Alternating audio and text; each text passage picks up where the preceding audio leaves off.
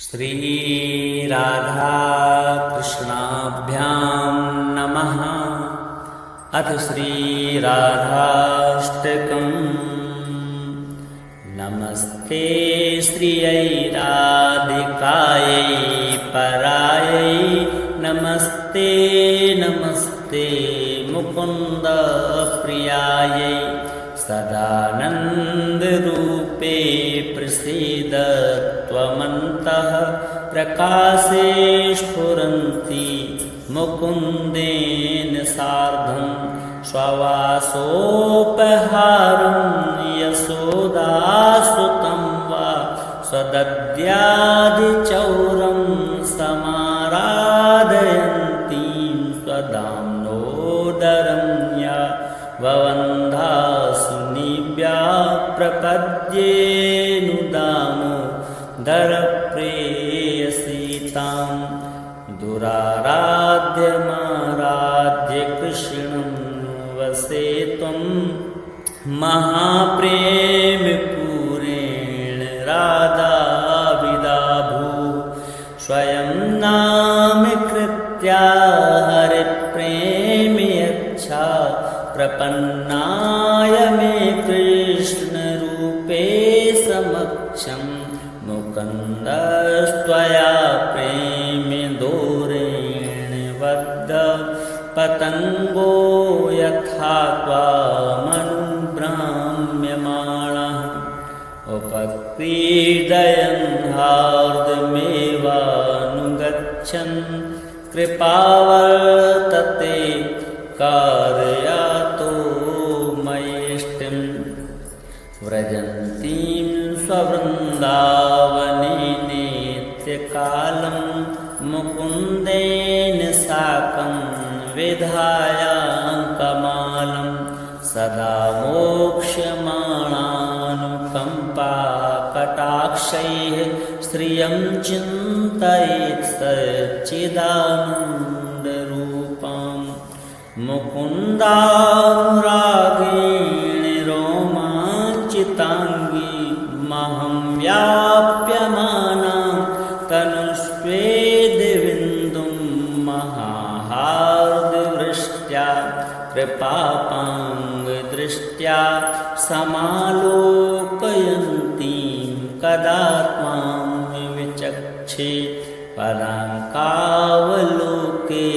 महालालसौघं मुकुन्दः करोति स्वयं ध्येयपादः। पदं राधिके ते सदा दर्शयन्तः, हृदितोर्नमन्तं किरद्रोचिसं माम्। सदा राधिकानां जिह्वा कृता स्यात्, सदा राधिकारूपमक्षग्रे आस्तां।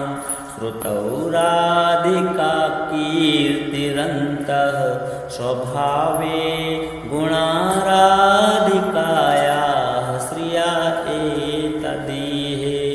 इदं त्वष्टिकं राधिकायाः प्रियायाः, पठेयुः सदैवं हि दामोदरस्य।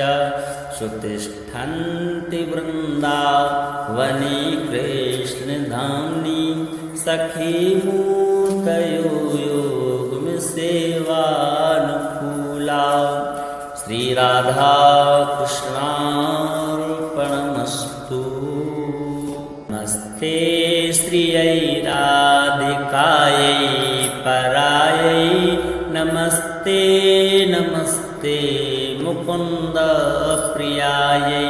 सदानन्दरूपे प्रसीद त्वमन्तः, प्रकाशे स्फुरन्ति मुकुन्देन सार्धं। स्ववासोपहारं यशोदासुतं वा स्वदद्यादिचौरं समाराधयन्तीं स्वदाम्नोदरं या ववन्धासुनिव्या प्रपद्येऽनुदामोदरप्रेयसीताम्। सीतां दुराराध्यमाराध्य कृष्णं वसे त्वं महाप्रेमपूरेण राधाविदाभू स्वयं नामकृत्या हरिप्रेम्यच्छा प्रपन्नाय मे कृष्णरूपे समक्षं मुकुन्दस्त्वया प्रेमदोरेण बद्ध पतङ्गो यथा त्वामनुभ्राम्यमाणः उपक्रीडयन् हार्दमेवानुगच्छन्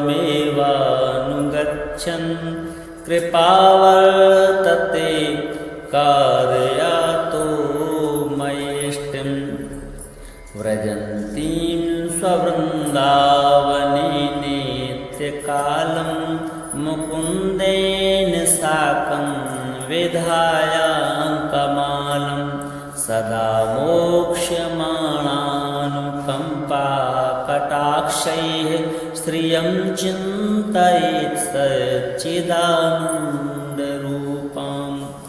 मुकुन्दानुरागेण रोमाञ्चिताङ्गी महं व्याप्यमानां तनुष्वेदविन्दुं महाहार्दवृष्ट्या कृपापाङ्गदृष्ट्या समालोकयन्तीं कदा त्वां विचक्षे पदाङ्कावलोके महालालसौघं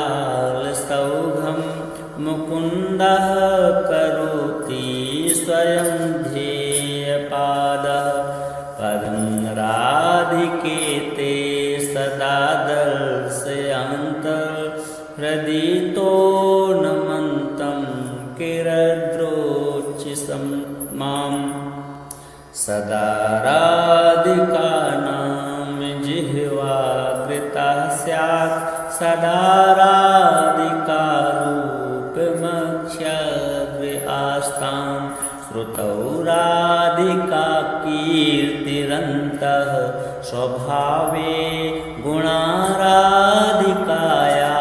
श्रिया एतदीहे इदं त्वष्टिकं राधिकायाः प्रियायाः पठेयुः सदैवं हि दामोदरस्य सुतिष्ठन्ति वृन्दावने कृष्णधाम्नि सखीमूर्तयो योगसेवानुकूला श्रीराधाकृष्णार्पणमस्तु। नमस्ते श्रियै राधिकायै परायै नमस्ते नमस्ते मुकुन्द प्रियायै सदानन्दरूपे प्रसीद त्वमन्तः प्रकाशे स्फुरन्ति मुकुन्देन सार्धं स्ववासोपहारं यशोदासुतं वा स्वदद्यादिचौरं समाराधयन्तीं स्वदाम्नोदरं या ववन्धासुनिभ्या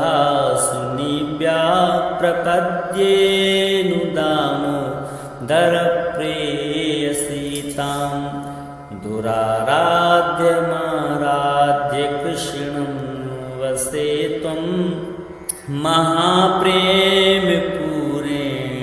राधाविदाभू स्वयं नामकृत्या हरिप्रेम्यच्छा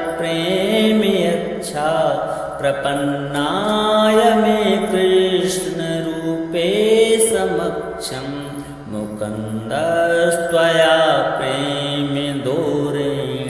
बद्ध पतङ्गो यथा त्वामनुभ्राम्यमाणः उपक्रीडयन् हार्दमेवानुगच्छन्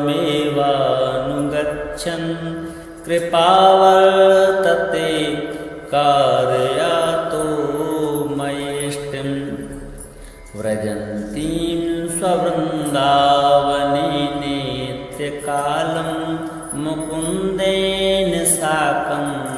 विधायाङ्कमालं सदा मोक्ष्यमाणानुकम्पाकटाक्षैः श्रियं चिन्तयेत् सच्चिदानन्दरूपां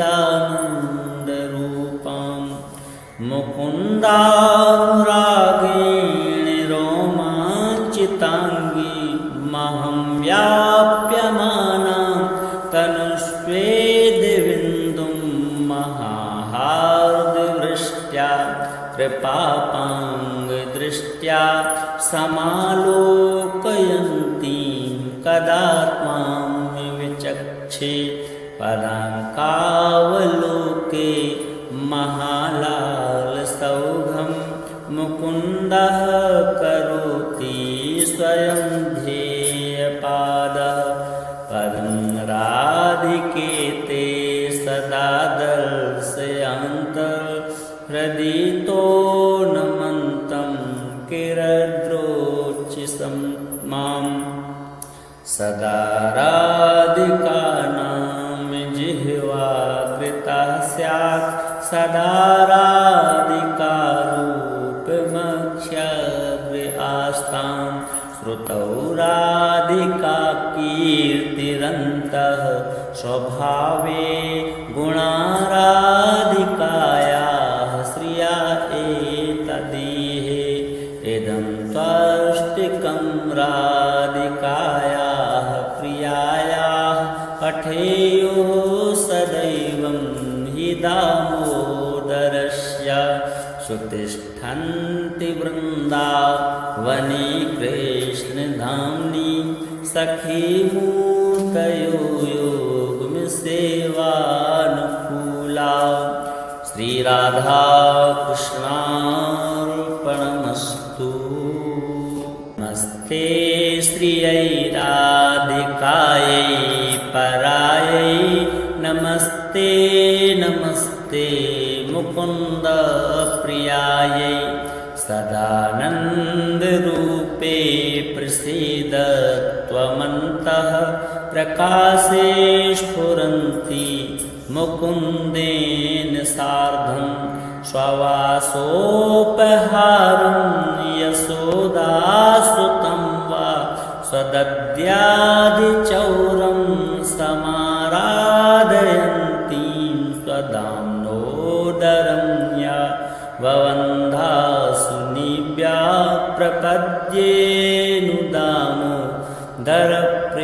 प्रपद्येनुदामोदरप्रेयसीतां दुराराध्यमाराध्य कृष्णं वसे त्वं महाप्रेमपूरेण राधाविदाभू स्वयं नामकृत्या हरिप्रेम्यच्छा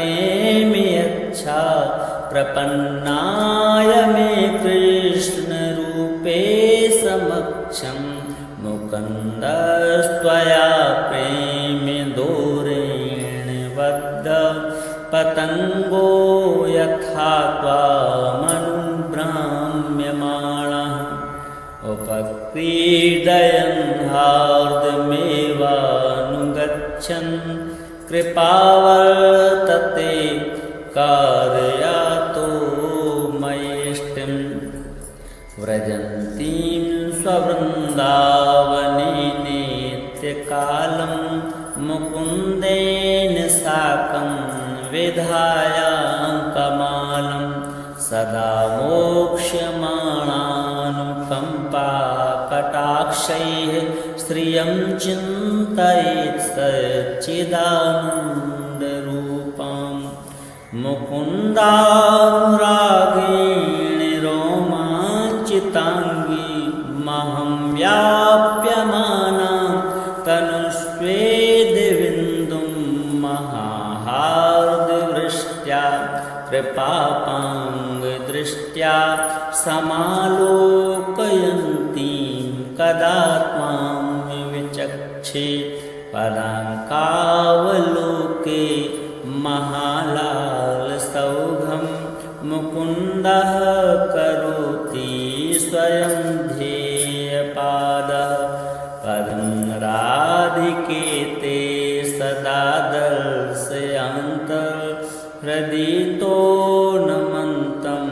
किरद्रोचिसं मां सदा राधिकानां जिह्वाकृता स्यात् सदा राधिकारूपमक्ष्यग्रे आस्तां श्रुतौ राधिका कीर्तिरन्तः स्वभावे गुणा राधिकायाः श्रिया एतदीहे इदं त्वष्टिकं राधिकायाः प्रियायाः पठेयुः सदैवं हि दामोदरस्य सुतिष्ठन्ति वृन्दावने कृष्णधाम्नि सखीमूर्तयो योगसेवानुकूला श्रीराधा कृष्णार्पणमस्तु।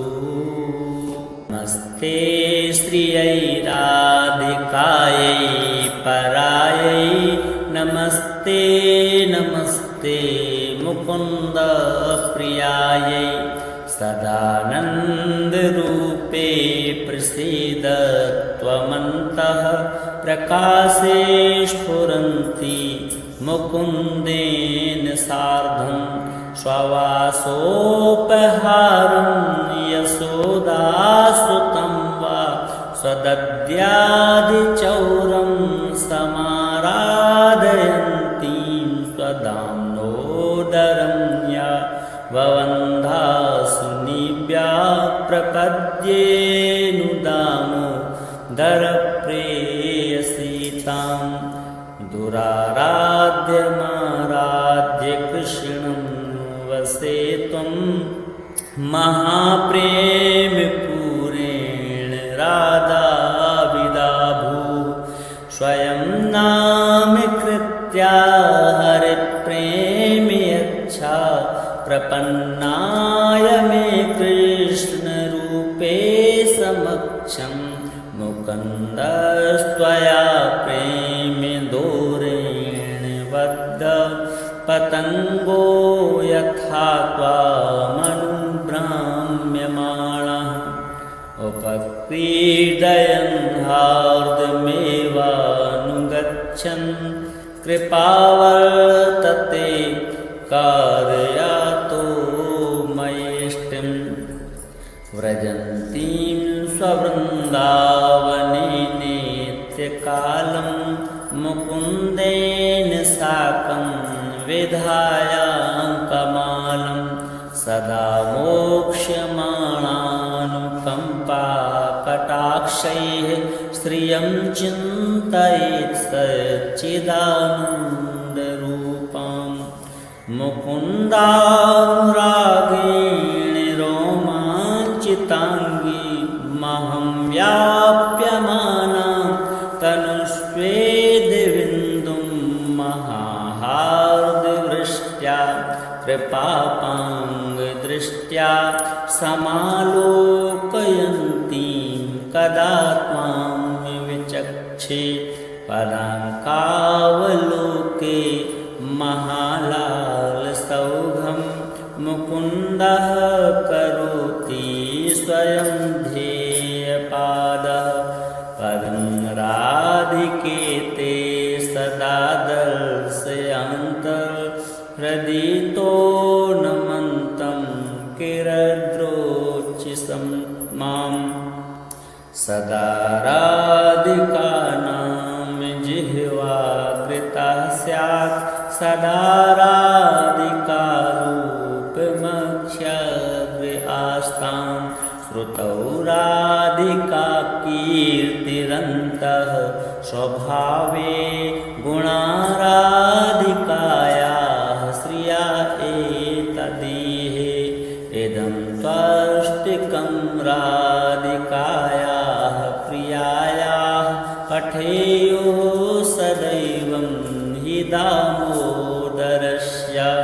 सुतिष्ठन्ति वृन्दावने कृष्णधाम्नि सखीमूर्तयो योगसेवानुकूला श्रीराधा कृष्णार्पणमस्तु।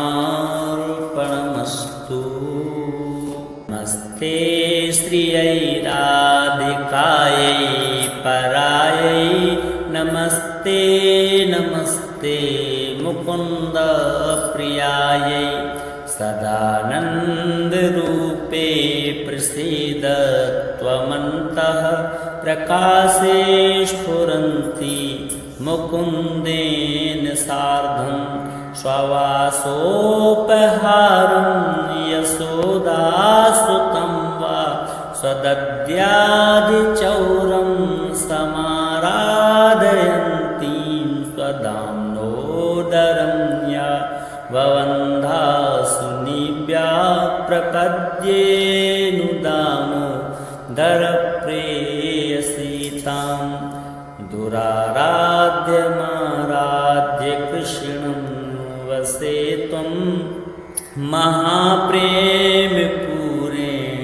राधाविदाभू स्वयं नामकृत्या हरिप्रेम यच्छा प्रपन्नाय मे कृष्णरूपे समक्षं मुकुन्दस्त्वया प्रेमदोरेण बद्ध पतङ्गो यथा त्वामनुभ्राम्यमाणः उपक्रीडयन् हार्दमेवानुगच्छन् कृपावर्तते कारयातो मयेष्टिं व्रजन्तीं स्ववृन्दावने नित्यकालं मुकुन्देन साकं विधायाङ्कमालं सदा मोक्ष्यमाणानुकम्पाकटाक्षैः श्रियं चिन्तयेत् सच्चिदानन्दरूपाम् मुकुन्दानुरागेण रोमाञ्चिताङ्गी महं व्याप्यमाना तनुष्वेदविन्दुं महाहार्दवृष्ट्या कृपापाङ्गदृष्ट्या समालोकयन्तीं कदा त्वां विचक्षे पदाङ्कावलोके महालालसौघं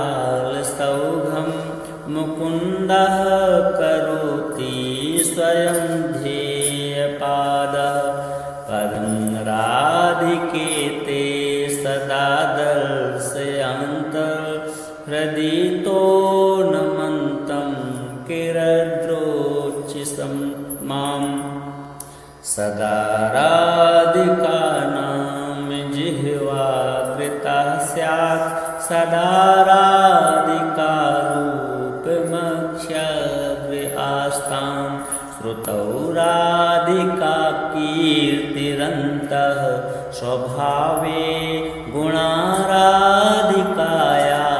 श्रिया एतदीहे इदं त्वष्टिकं राधिकायाः प्रियायाः पठेयुः सदैवं हि दामोदरस्य सुतिष्ठन्ति वृन्दावने कृष्णधाम्नि सखीमूर्तयो योगसेवानुकूला श्रीराधाकृष्णार्पणमस्तु। नमस्ते श्रियै राधिकायै परायै नमस्ते नमस्ते मुकुन्द प्रियायै सदानन्दरूपे प्रसीद त्वमन्तः प्रकाशे स्फुरन्ति मुकुन्देन सार्धं स्ववासोपहारं यशोदासुतं वा स्वदद्यादिचौरं समाराधयन्तीं स्वदाम्नोदरं या ववन्धासु निव्या प्रपद्येनुदामो दरप्रेयसीतां दुराराध्यमाराध्य कृष्णं वसे त्वं महाप्रेमपूरेण राधा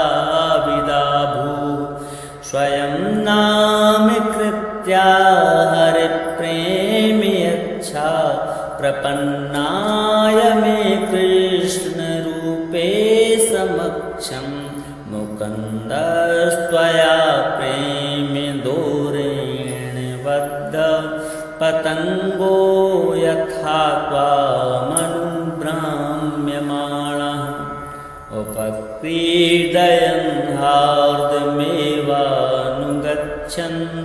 कृपावर्तते कारयातो मयेष्टिं व्रजन्तीं स्ववृन्दावने नित्यकालं मुकुन्देन साकं विधायाङ्कमालं सदा मोक्ष्यमाणानुकम्पाकटाक्षैः श्रियं चिन्तयेत् सच्चिदानन्दरूपां मुकुन्दानुरागेण रोमाञ्चिताङ्गी महं व्याप्यमाना तनुष्वेदविन्दुं महाहार्दवृष्ट्या कृपापाङ्गदृष्ट्या समालोकयन्तीं कदा त्वां विचक्षे पदाङ्कावलोके महालालसौघं मुकुन्दः करोति स्वयं ध्येयपादः पदं राधिके ते सदा दर्शयन्तर्हृदितो नमन्तं किरद्रोचिसं माम् सदा राधिकानां जिह्वाग्रता स्यात् सदा राधिकारूपमक्ष्याग्रे आस्तां श्रुतौ राधिका कीर्तिरन्तः स्वभावे गुणा राधिकायाः श्रिया एतदीहे इदं त्वष्टिकं राधिकायाः प्रियायाः पठेयुः सदैवं हि दामोदरस्य सुतिष्ठन्ति वृन्दावने कृष्णधाम्नि सखीमूर्तयो योगसेवानुकूला श्रीराधा कृष्णा